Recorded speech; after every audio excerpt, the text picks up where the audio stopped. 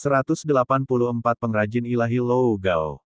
Di bawah bantuan pandai besi Master Ren Yuan ini, semua masalah langsung lenyap, kapten prajurit juga pergi dengan aib. Sementara kerumunan telah bubar, orang-orang masih tidak mau pergi terlalu jauh, sebaliknya mereka dengan hormat mengamati Titan dari kejauhan, cahaya berapi-api di mata mereka tampaknya ingin memakan Titan. Titan dengan malu berjalan kembali ke sisi Tang San sambil berkata, "Tuan muda, saya terlalu ceroboh." Ketika Ren Yuan yang berada di samping mereka mendengar ini, kakinya lemas dan hampir jatuh rata ke tanah. "Tuan muda." Pengrajin surgawi Tuan ini benar-benar pergi dan memanggil pemuda yang hampir tidak terlihat seperti Tuan muda berusia 20 tahun. "Surga, apa yang terjadi di sini?" Melihat Tang San memegang Xiao Wu yang menakjubkan, dengan ekspresi sejernih langit, Ren Yuan tidak bisa tidak merasa malu.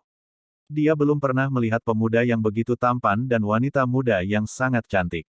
Bertindak seolah-olah tidak memperhatikan Ren Yuan mengawasinya dengan tatapan mengerikan, Tang San memandang ke arah Titan dan berkata, "Karena kita akan melihat pengrajin ilahi Lou Gao, melakukannya sedikit lebih awal tidak ada salahnya."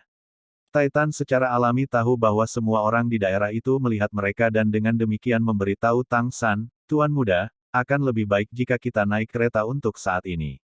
Setelah kita bertemu dengan Lou Gao, izinkan saya menemani Anda dan membawa Anda berkeliling."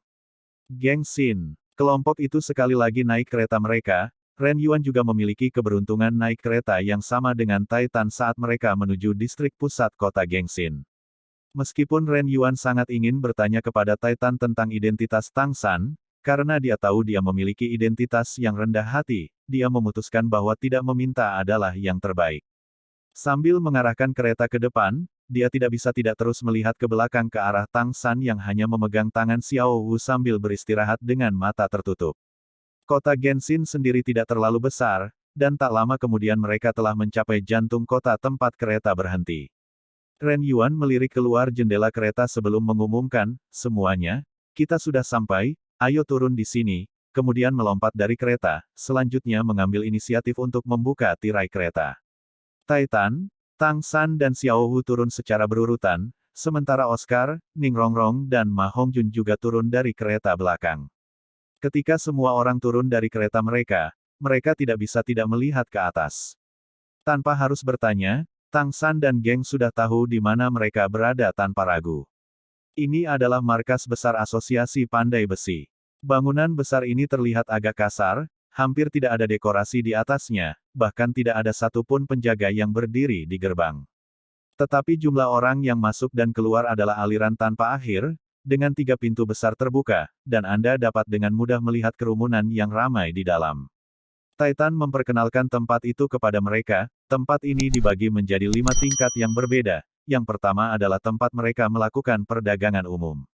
Para smith bangga dengan pekerjaan mereka atau orang-orang yang menemukan atau mencari logam akan datang ke sini, dan tentu saja di sana, adalah pedagang khusus yang memperdagangkan berbagai logam juga. Lantai kedua adalah untuk perdagangan barang yang lebih berharga atau barang langka. Lantai ketiga adalah distrik pendaftaran pandai besi, disinilah mereka melakukan penilaian peringkat pandai besi. Lantai keempat adalah VIP area dan juga area pelelangan, secara berkala beberapa barang langka dan berharga akan diletakkan di sana untuk dilelang. Terakhir lantai 5 adalah area kerja Asosiasi Pandai Besi. Ren Yuan, belum banyak perubahan dari apa yang baru saja saya katakan. Saya sudah lama tidak kembali ke sini. Ren Yuan tersenyum dan dengan cepat berkata, "Tidak ada perubahan. Tidak ada perubahan, ini sudah menjadi aturan dasar Asosiasi Pandai Besi selama bertahun-tahun. Apakah kalian semua akan langsung menuju lantai 5 untuk menemui Presiden?" Titan terkekeh sambil berkata, "Karena kita sudah di sini, bagaimana mungkin kita tidak pergi menemui teman lama dulu? Tuan muda, ayo kita pergi." Kelompok itu berjalan ke Asosiasi Pandai Besi. Lantai pertama adalah aula berisik yang luas yang benar-benar terbuka untuk semua orang, tidak termasuk pilar pendukung, itu semua adalah ruang terbuka yang besar, hanya terjauh dari dinding ada konter penjualan, di belakangnya, dipenuhi dengan berbagai macam barang pandai besi. Tanpa perlu Titan untuk berbicara terlebih dahulu, Ren Yuan memperkenalkan, tingkat pertama ini dibagi menjadi 2 bagian yang berbeda, kiri adalah untuk pandai besi untuk menjual kreasi mereka dan kanan untuk perdagangan logam. Asosiasi akan mengenakan biaya 5% di sini. Jadi semua pandai besi yang datang ke sini memiliki identitas tertentu dan mereka bisa datang dari seluruh county. Mengapa tidak pergi melihat-lihat dan melihat apakah ada yang menarik perhatianmu? Tang San menganggukkan kepalanya dan dengan hati-hati mengamati tempat itu untuk saat ini. Jika seperti yang dikatakan Ren Yuan, meskipun ada banyak orang di aula hanya ada beberapa pandai besi, sebagian besar orang terlihat seperti pelanggan. Beberapa sibuk melihat-lihat, yang lain mendiskusikan harga barang, itu adalah pemandangan yang sangat hidup untuk dilihat. Ren Yuan melanjutkan dengan mengatakan, secara komparatif, barang-barang di federasi akan dihargai sedikit lebih tinggi daripada barang-barang di luar tetapi di sini, ada jaminan pada kualitas semua barang, hanya setelah dievaluasi dengan benar, barang-barang itu akan dijual. Di luar, Anda juga bisa mendapatkan banyak barang tetapi jika Anda tidak tahu barang-barang Anda mungkin akan tertipu seperti yang terjadi barusan. Sambil berbicara, Ren Yuan membawa kelompok itu ke tangga di sisi aula. Di dekat tangga ada dua penjaga yang berdiri, tetapi anggota klan yang dibawa Titan bersama kelompoknya hanya melambaikan sesuatu di depan penjaga dan mereka berdiri. Ketika mereka memasuki lantai 2, suasana tiba-tiba berubah, tidak setinggi lantai pertama dan juga tidak terbuka. Kesan pertama yang diberikannya adalah damai, tidak ada suara yang ditemukan di lantai pertama yang terdengar di sini. Area ini dibagi agar terlihat seperti distrik perbelanjaan lokal dengan dua baris toko yang dipisahkan oleh trotoar selebar 5 meter. Di area yang luas ini setidaknya harus ada beberapa ratus toko. Ren Yuan berkata, ini adalah area perdagangan yang mahal. Untuk dapat mendirikan toko di sini, seseorang harus memiliki semacam latar belakang. Di sini juga dibagi menjadi dua area produksi dan area logam. Umumnya ada area banyak barang bagus di sini tapi harganya juga relatif lebih tinggi. Jika kamu tertarik kamu bisa mencoba menjual di sini juga. Perkenalannya yang terperinci ke daerah-daerah ini bukan untuk Titan melainkan untuk Tang San, yang tampaknya sangat tertarik dengan daerah itu. Tang San yang hanya melihat sekilas barang yang dijual juga dapat melihat bahwa semuanya memiliki kualitas yang lebih baik daripada yang ada di konter di lantai bawah. Setelah membawa kelompok itu ke tangga menuju lantai 3, Ren Yuan berhenti dan dengan rendah hati berkata, saya hanya bisa mengirim kalian semua sampai di sini. Titan mengangguk padanya sebelum berkata, kamu telah membantu, terima kasih. Di antara lantai 2 dan 3, ada dua penjaga yang sama, tetapi dibandingkan dengan penjaga di lantai bawah ada perbedaan yang jelas. Karena persepsi spiritual Tang San yang luar biasa, dia dapat mengatakan bahwa para penjaga di bawah hanya memiliki kekuatan roh peringkat 30 atau lebih, tetapi keduanya setidaknya harus memiliki kekuatan roh peringkat 50. Melihat rombongan mendekati mereka tidak berbicara sepatah kata pun tetapi hanya mengangkat tangan dan dengan tenang menatap mereka. Dua anggota klan yang dibawa Titan buru-buru berjalan ke depan, dan kali ini Tang San akhirnya melihat dengan jelas bahwa mereka mengeluarkan token emas. Melambaikannya di depan para penjaga itu. Ekspresi kedua penjaga segera berubah dan mereka buru-buru menyingkir, sikap mereka sangat hormat. Titan juga sengaja mundur setengah langkah di belakang Tang San dan Xiao Wu sebelum berkata, Tuan Muda, tolong. Area di lantai 3 dan 4 tersembunyi di balik pintu besar sehingga mustahil untuk dilihat tanpa masuk ke area masing-masing. Di antara lantai ini juga ada dua penjaga yang berdiri di dekat tangga. Tang San dikejutkan oleh para penjaga di antara lantai ini. Mereka sendiri sudah cukup untuk menjadi ancaman bagi kelompok itu. Meskipun mereka belum melepaskan kekuatan roh mereka, Tang San dapat merasakan bahwa mereka dengan mudah melampaui peringkat 70, para Santoro. Benar-benar layak menjadi markas asosiasi pandai besi, bahwa mereka dapat menggunakan kekuatan tingkat Santoro sebagai penjaga menunjukkan betapa mereka menghargai lantai 4. Setelah melihat Titan, para penjaga tertegun sejenak sebelum di sebelah kiri berkata, lama tidak bertemu. Wakil Ketua Titan, apa yang membawamu ke sini hari ini? Titan menjawab sambil tertawa, haha, memang sudah lama sekali, saya melihat kalian berdua masih di sini menjaga tangga Lou Gao. Tuan Muda, izinkan saya memperkenalkan mereka kepada Anda, keduanya adalah orang suci roh dan juga tetua di Asosiasi Pandai Besi. Mereka telah secara sukarela tinggal di sini selama bertahun-tahun. Omong-omong, keterampilan mereka sendiri hanya kedua dari pengrajin ilahi. Keduanya pandai besi tingkat sarjana. Satu-satunya alasan mereka bersedia untuk berjaga-jaga di sini adalah karena mereka adalah murid Lou Gao. Secara total Lou Gao memiliki 4 murid yang bergiliran berjaga di sini. Yang di sebelah kiri disebut Silong, sedangkan yang di sebelah kanan disebut Siyu. Anak yang mencoba mencari masalah dengan kita sebelumnya adalah anak dari salah satu dua murid lainnya, Sidi. Tang San mengangguk kedua penjaga Silong dan Siyu, yang mengejutkan mereka adalah kenyataan bahwa Taitan memanggil Tuan Muda Tang San. Silong buru-buru berkata, Paman Taitan, biarkan aku membawa kalian semua ke atas dulu, guru saat ini di bengkel. Baru-baru ini dia sepertinya telah mengambil sesuatu dari entah di mana dan telah menghabiskan sebagian besar waktunya untuk menelitinya. Jika itu adalah orang lain, dia mungkin tidak akan bersedia bahkan untuk bertemu dengan mereka. Taitan tertawa, baiklah, aku ingin melihat apa yang sedang dia teliti. Antara lantai 4 dan 5 tidak ada penjaga, hanya sebuah pintu besar yang Tang San tidak bisa mengenali terbuat dari apa, hanya menebak bahwa itu mungkin pintu paduan yang terdiri dari banyak logam yang berbeda. Silong berjalan ke pintu besi dan mulai mengetuk pintu dengan ringan secara berirama. Menonton gerakannya, Tang San tidak bisa tidak menyipitkan matanya, dengan bantuan kekuatan roh dia bisa melihat bahwa setiap kali Silong mengetuk pintu itu di tempat yang berbeda dengan kekuatan yang sedikit berbeda digunakan setiap kali. Pintu itu juga akan menghasilkan suara, kebisingan mekanis yang sedikit berbeda setiap kali. Setelah ketukan ke-36, pintu besi itu terbuka dengan suara tergores. Memperlihatkan sebuah lorong di lantai atas. Taitan memandang dua klan yang dibawanya dan berkata, kalian berdua tunggu saja di sini dulu.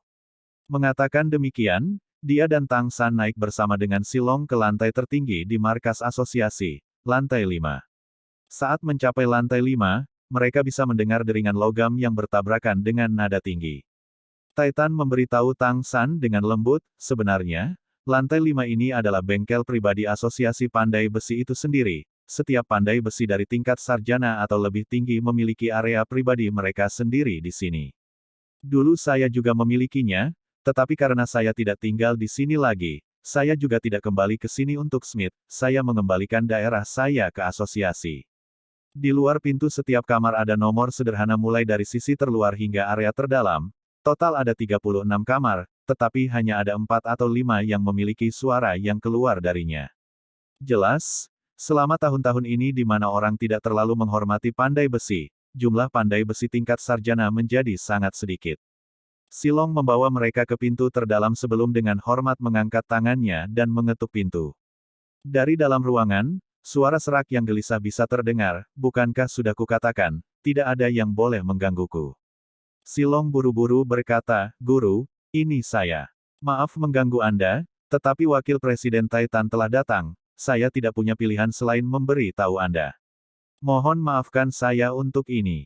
Setelah pernyataan Silong, suara gelisah itu menghilang dan tidak lama kemudian serangkaian suara mekanis terdengar diikuti oleh pintu geser terbuka memperlihatkan ruangan terang di dalamnya.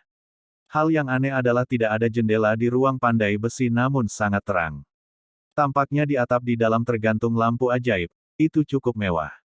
Orang yang membuka pintu adalah seorang lelaki tua gemuk dengan tinggi sekitar 1,6 meter. Dari kelihatannya lingkar pinggangnya mungkin juga mencapai 1,6 meter, telinga yang menonjol, mata kecil dan janggut yang tidak terawat, orang hanya bisa menebak sudah berapa hari sejak terakhir kali dia mandi. Pakaiannya longgar dan wajahnya ditutupi bubuk logam seperti benda-benda. Taitan, kamu yang lama masih hidup. Adalah kata-kata pertama yang diucapkan pria tua gemuk ini ketika pintu terbuka. Taitan menjawab, haha, Lou Gao, jika seorang gendut sepertimu yang lebih tua dariku masih hidup, bagaimana mungkin aku bisa mati? Benar saja, lelaki tua gemuk ini pasti presiden asosiasi pandai besi. Pengrajin ilahi Lou Gao. Sejujurnya, dari penampilannya dia tidak terlihat seperti seorang perajin dewa. Yah, baguslah kamu ada di sini hari ini. Cepat masuk, aku punya sesuatu yang bagus untuk ditunjukkan padamu. Aku sudah mencoba mencari tahu ini selama beberapa hari, orang yang membuat ini pasti jenius. Saat berbicara, dia bahkan tidak memperhatikan orang-orang di belakang Taitan, dan segera menyeretnya dengan lengan bajunya. Taitan sedikit terkejut, dan buru-buru mengikutinya. Dia adalah seorang patriark keluarga, berdiri lebih dari 2 meter dengan tubuh yang sangat kuat namun begitu mudah ditarik oleh pria berusia 1,6 meter ini, dengan pinggang yang sangat besar, untuk melihat sesuatu yang aneh. 5 iblis Shrek yang datang mengikuti Taitan ke dalam ruangan besar. Silong tidak masuk, diam-diam mundur. Dia masih memiliki posnya sendiri untuk disimpan. Bagian dalam ruangan itu benar-benar berantakan meskipun luasnya lebih dari 500 meter persegi, dengan segala macam logam di mana-mana. Di sudut, tungku hitam berkilau yang membuatnya merinding menarik perhatian Tang San. Menggunakan mata iblis ungu untuk melihatnya, Tang San tiba-tiba tersentak. Tampaknya tungku itu terbuat dari besi. Yang dalam, lebih jauh lagi itu bukan hanya besi yang dalam, tetapi beberapa logam lain yang membentuk paduan khusus. Di depan seluruh ruangan adalah platform melingkar, platform ini tampak seperti pilar logam besar. Hanya setinggi 1 meter namun terlihat sangat kokoh, 5 iblis Shrek yang hadir, selain Xiao Wu, diam-diam berpikir bahwa benda itu tidak mungkin solid. Lou Gao membawa Titan ke platform melingkar, tubuh mereka menghalangi garis pandang Shrek 5 hanya membiarkan mereka mendengar Lou Gao dengan penuh kemenangan berkata kepada Titan, biarkan saya menunjukkan ini kepada Anda. Belum pernah melihatnya, kan? Ini adalah sesuatu yang saya habiskan banyak uang yang bisa didapat. Dengan ini, mungkin status pandai besi kita bisa kembali lagi. Tapi saat aku mencoba untuk membongkarnya, aku tidak sengaja merusak bagian dan jadi sekarang tidak bisa digunakan lagi dengan benar.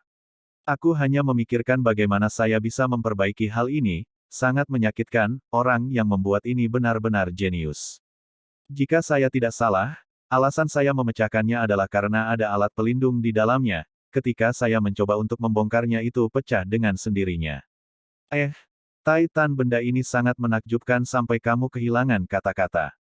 Sambil mendengarkan kata-kata Lou Gao, 5 setan Shrek juga berputar-putar untuk melihat apa yang Lou Gao pamerkan, saling memandang mereka menyadari mengapa Titan tidak berbicara dan hanya memiliki ekspresi aneh di wajahnya. Di tangan Lou Gao ada kotak hitam sepanjang 1 ci dengan desain yang terlihat sederhana.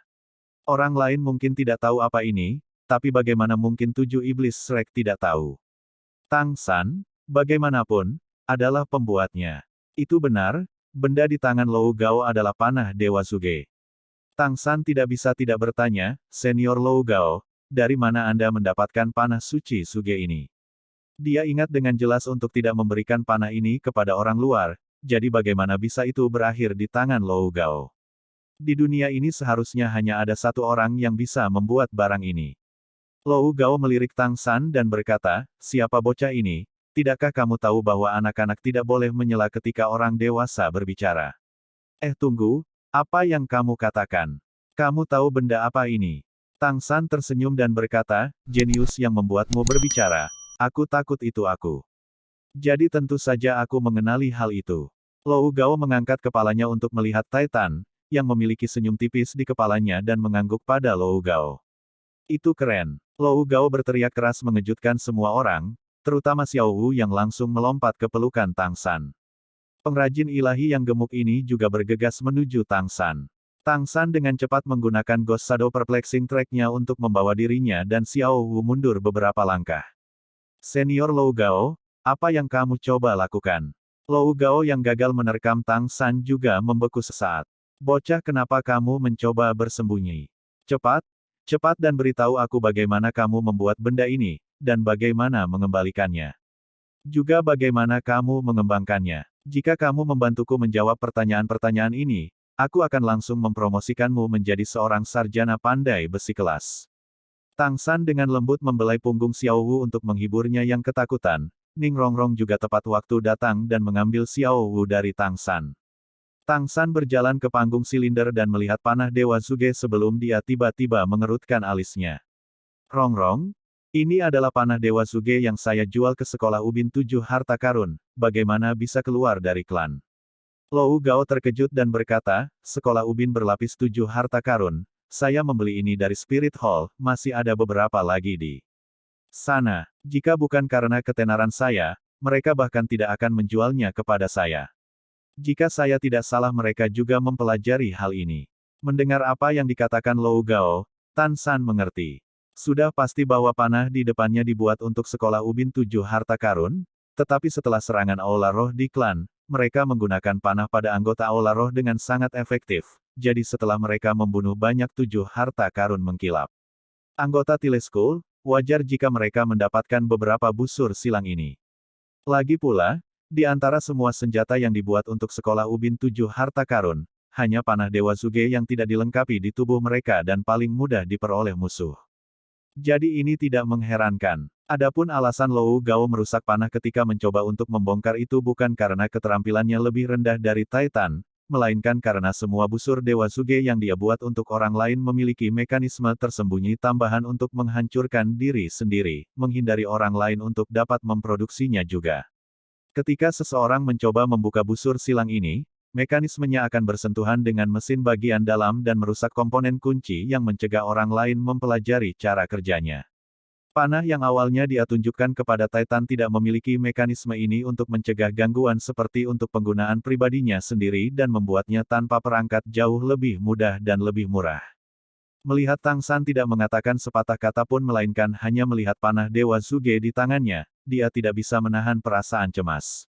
Lagi pula, Tang San kembali dari pikirannya dan berkata, benda ini pasti dibuat oleh saya, ini awalnya dibuat untuk sekolah Ubin 7 harta karun.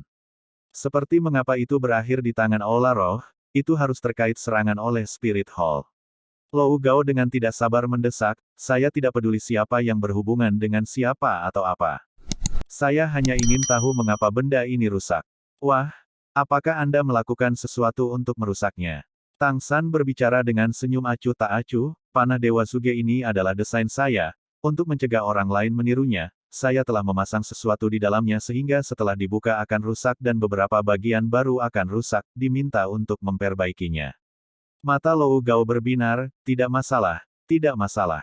Saya memiliki semua jenis logam di sini, apapun yang Anda butuhkan, sebutkan saja dan saya dapat memberikannya kepada Anda.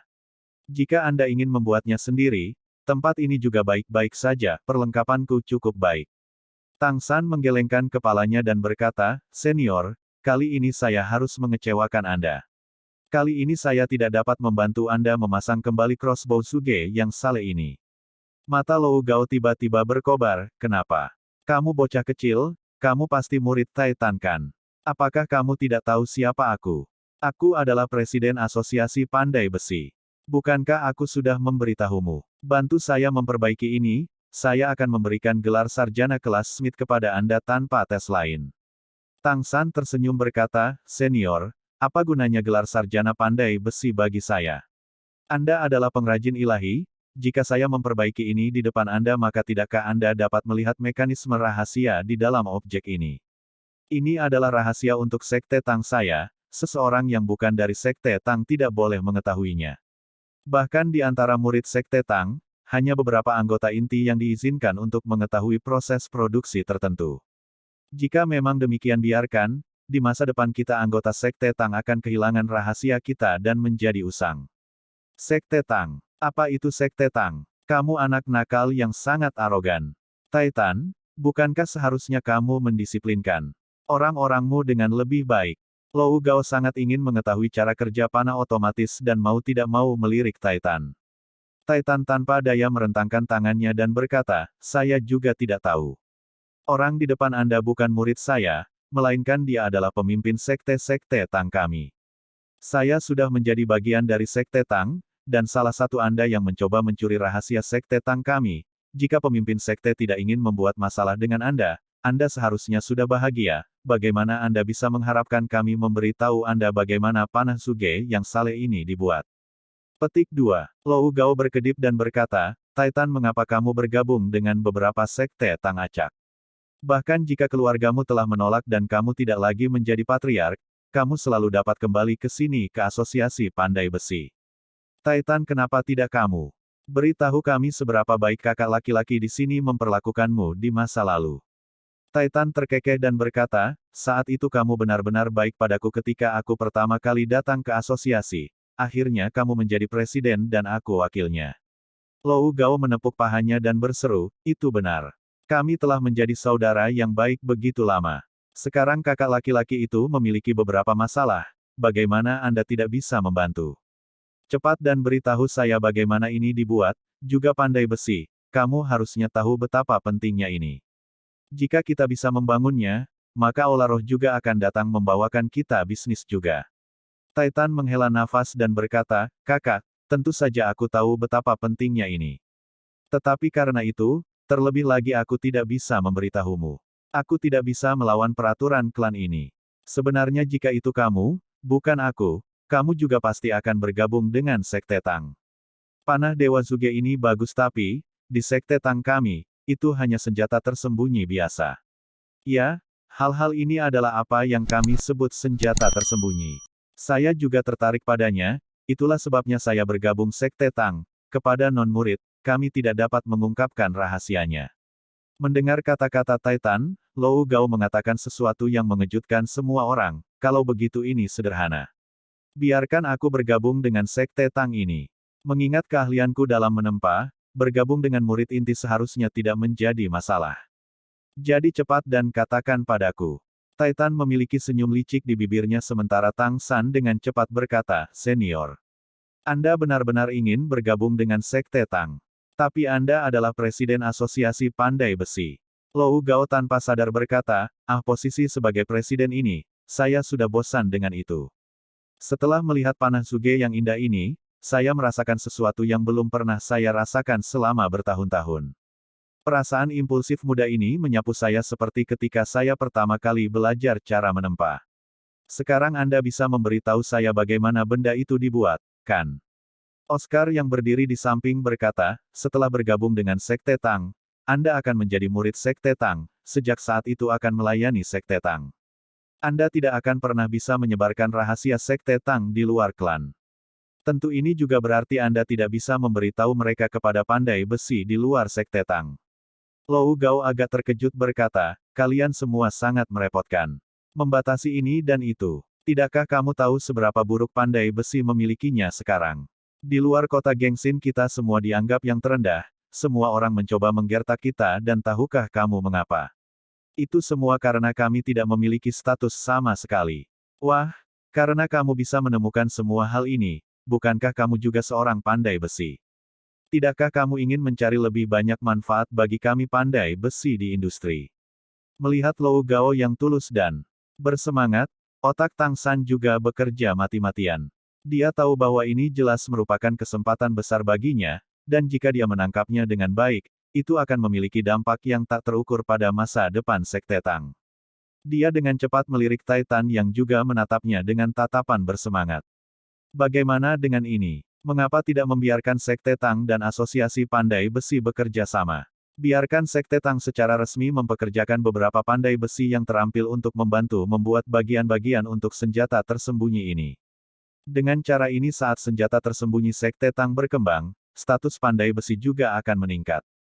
Di masa depan saya juga dapat memberikan beberapa metode untuk membuat senjata tersembunyi yang relatif lebih sederhana yang dapat digunakan dan dibuat oleh asosiasi pandai besi. Tentu saja ini tidak termasuk Godly Zuge Crossbow yang Anda miliki saat ini. Senjata tersembunyi yang besar dan kuat seperti itu perlu dikontrol dengan hati-hati oleh klan Tang kita. Tentu saja ini tidak termasuk Godly Zuge Crossbow yang Anda miliki saat ini. Senjata tersembunyi yang besar dan kuat seperti itu perlu dikontrol dengan hati-hati oleh klan Tang kita. Tentu saja ini tidak termasuk Godly Zuge Crossbow yang Anda miliki saat ini.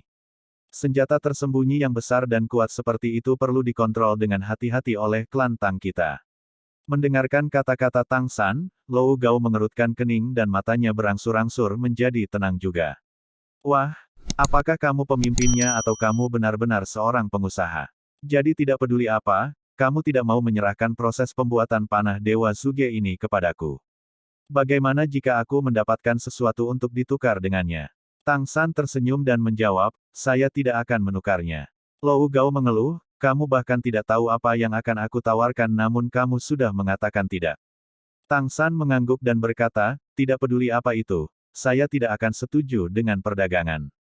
Godly Zuge Crossbow akan menjadi salah satu inti senjata tersembunyi Sekte Tang di masa depan, jika metode produksi dibocorkan, terlebih lagi ke Institut Pandai Besi, maka Sekte Tang tidak akan menjadi satu-satunya Sekte Tang. Lou Gao dengan marah menggebrak meja dengan tangannya, suara keras bisa terdengar di setiap sudut Institut Pandai Besi. Wah, hari ini kamu datang bersama Titan, aku percaya kamu datang untuk membeli sesuatu. Apakah kamu percaya bahwa jika aku mau, aku bisa membiarkan kamu menjadi tidak dapat membeli apapun di sini? Aku bisa menghentikan semua orang di sini untuk menjual apapun padamu. Tang San dengan serius mengangguk dan berkata, saya percaya senior pasti dapat melakukannya, tetapi ini tidak cukup untuk mengancam saya. Bukannya hanya kota Gengsin yang memiliki berbagai logam yang saya butuhkan. Kami datang dari Heaven Dough Empire dan sudah menempuh perjalanan jauh dan kami masih akan melangkah lebih jauh, juga tidak seolah-olah kami akan mendapatkan semua sumber daya kami dari kota Gengsin secara eksklusif di masa depan. Melihat pemuda berusia 20 tahun atau dijual ini tidak mau menyerah sama sekali, Lou Gao juga tidak punya cara lain. Dia berjalan ke pintu, membuka gerbang dan berteriak, Silong, ke sini. Dalam beberapa napas, Silong dengan cepat bergegas ke Lou Gao dengan hormat bertanya, Guru, apakah Anda memanggil saya? Lou Gao mendengus dan berkata, mulai hari ini, Anda adalah presiden baru Asosiasi Pandai Besi. Saya sudah lelah, saya akan bepergian mulai sekarang. Jika sesuatu terjadi di masa depan jangan datang dan temukan saya lagi. Tentu saja, kamu tidak boleh mencoba dan mengejarku juga.